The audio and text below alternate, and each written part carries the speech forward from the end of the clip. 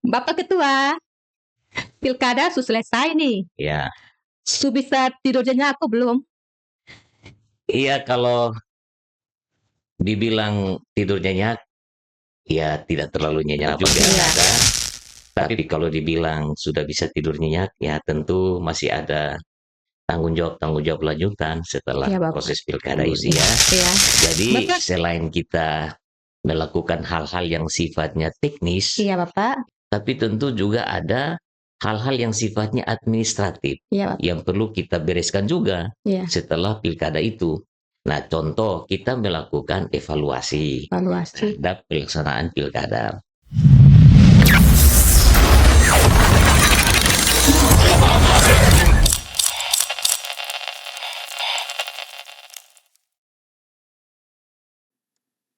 Halo, selamat datang di Besti, beromong santai tentang pemilu.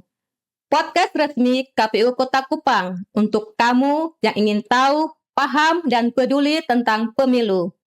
Tanpa harus kaku. Kami percaya bahwa demokrasi itu harus dekat. Sedekat persahabatanmu dengan para bestimu. Santai, ringan, tapi bermakna. Nah, Besti, hari ini kita akan ngomong santai tentang apa saja yang dilakukan KPU Kota Kupang setelah tahapan Pilkada 2024 berakhir. Dan telah hadir di studio Bapak Ismail Manu, Ketua KPU Kota Kupang. Selamat siang Bapak, apa kabar? Selamat siang Ibu Lucy, kabar baik. Halo Besti, di mana saja? Mudah-mudahan teman-teman semua dalam keadaan sehat dan walafiat. Puji Tuhan, saya dalam keadaan sehat.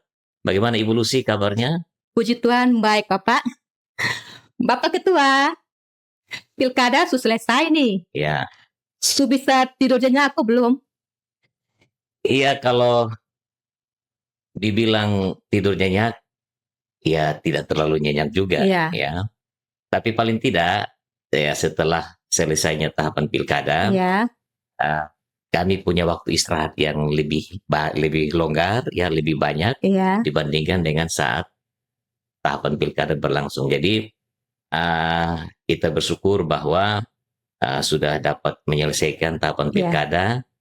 Tapi kalau dibilang sudah bisa tidur nyenyak, ya tentu masih ada tanggung jawab lanjutan setelah proses pilkada ini. Iya.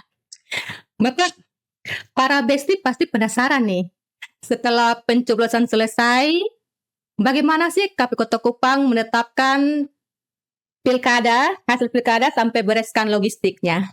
Iya, baik Ibu Lucy. Jadi kalau kita mau omong soal apa yang dilakukan dalam proses penetapan calon terpilih, memang cukup panjang prosesnya. Jadi kalau saya harus jelaskan secara rinci mungkin waktunya tidak cukup. Iya Bapak. Tapi paling tidak begini, Besti semua bisa diberikan gambaran secara garis besar saja. Iya Bapak.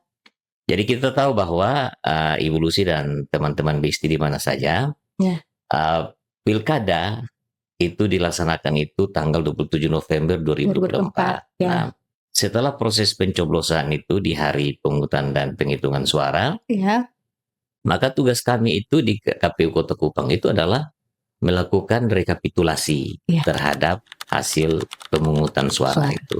Nah, rekapitulasi ini dilakukan secara berjenjang, dimulai dari teman-teman di tingkat PPK di kecamatan, kemudian naik ke tingkat Kota Kupang. Nah, setelah proses rekapitulasi itu, paling tidak kita sudah bisa mengetahui siapa calon yang terpilih dalam proses pilkada itu. Tetapi setelah proses rekapitulasi itu, sesuai dengan regulasi, ada ruang hukum. Ruang hukum yang diberikan kepada calon yang katakanlah kalah.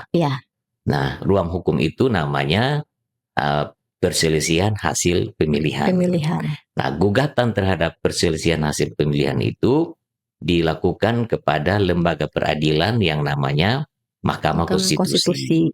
Disitulah hasil kerja KPU juga diuji. Nah, apabila tidak ada gugatan, ke Mahkamah Konstitusi, ataukah mungkin gugatannya ada tapi ditolak atau tidak diterima oleh Mahkamah Konstitusi, maka itu KPU Kota Kupang sudah bisa melakukan penetapan. Nah, kita bersyukur bahwa dalam proses pilkada tahun 2024 di Kota Kupang tidak ada gugatan terhadap hasil pemilihan itu. Sehingga kita melakukan penetapan calon terpilih melalui satu rapat pleno terbuka. Nah, rapat pleno terbuka itu dilaksanakan tanggal 9 Januari 2025.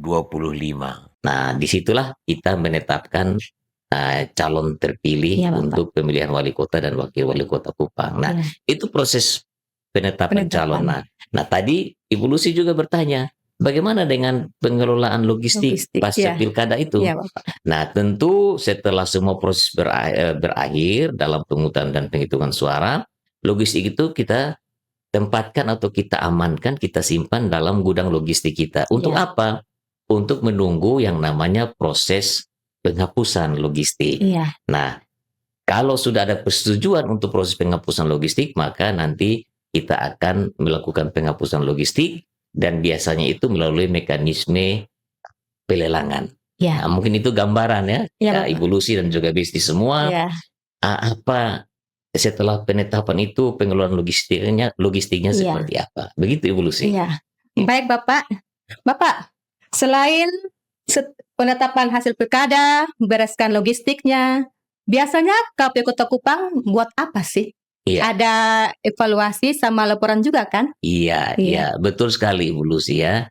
Jadi selain kita melakukan hal-hal yang sifatnya teknis, Bapak, terhadap setelah pasca pilkada itu, tapi tentu juga ada hal-hal yang sifatnya administratif yang perlu kita bereskan juga setelah pilkada itu.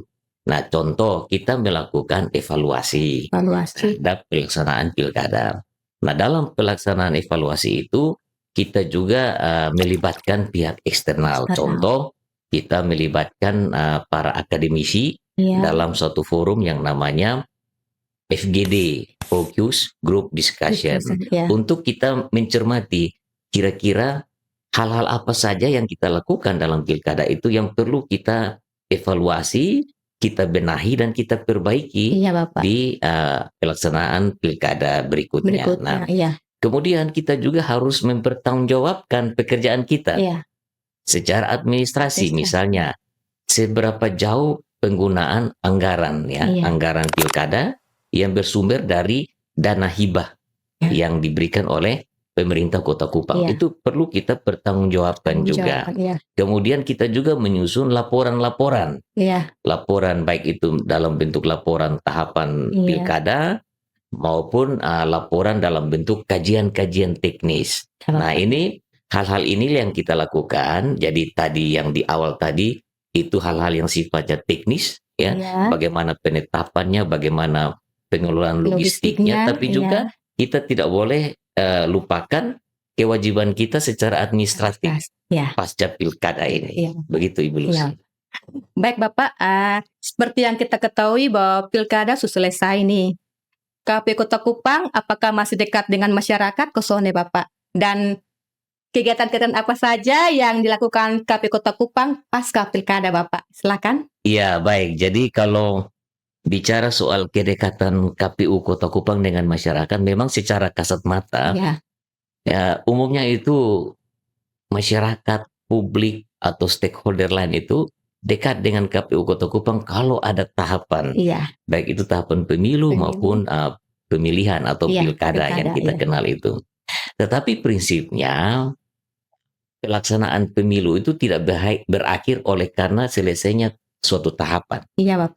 Tetapi kami terus berupaya untuk mendekatkan KPU Kota Kupang ini dengan publik, dengan masyarakat.